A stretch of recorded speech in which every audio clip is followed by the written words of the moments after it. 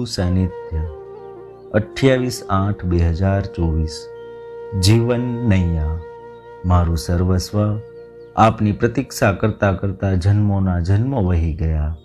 આ જીવનના પણ અનેકો વર્ષો પસાર થઈ ગયા। અનેકો વર્ષા ગ્રીષ્મ અને શીત ઋતુઓ પણ આવીને જતી રહી। આપ આજે આવશો, કાલે આવશો, કદાચ મહિને 2 મહિને આવશો, એમ રોજ આપના દર્શન માટે આતુર રહ્યા કરું છું। આ આતુરતાને શું આપ નથી જાણતા?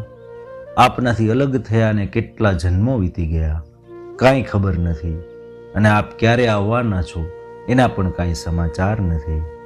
આપના કિનારા સુધી પહોંચવા માટે મારી આ જીવન નૈયાને સંસાર સમુદ્રમાં કેટલું અંતર કાપવું પડશે કાંઈ ખબર નથી। બસ ચલાવી રહ્યો છું।